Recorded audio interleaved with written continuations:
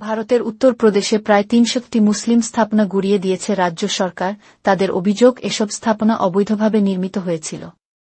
বুধবার স্থানীয় প্রশাসনের এক বিবৃতিতে জানানো হয়, রাজ্যের নেপাল সীমান্তবর্তী জেলাগুলোতে অভিযান অব্যাহত রয়েছে। এতে এখন পর্যন্ত ২২টি অবৈধ মাদ্রাসা, ৩০টি মসজিদ, ২৫টি মাজার এবং ৬টি ঈদগাহ গুড়িয়ে দেওয়া হয়েছে।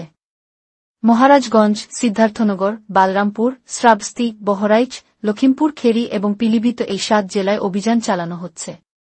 বুধবার একদিনেই মহারাজগঞ্জে ২টি, শ্রাবস্তি ও বহরাইচে একটি করে স্থাপনা ভাঙা হয়েছে।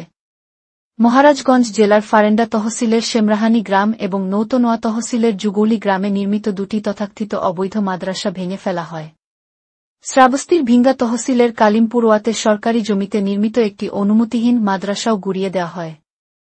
অন্যদিকে বহরাইচে বন বিভাগের জমিতে একটি মাজার অবৈধভাবে নির্মাণ করা হয়েছিল অভিযোগ তুলে সেটিও উচ্ছেদ করা হয়েছে।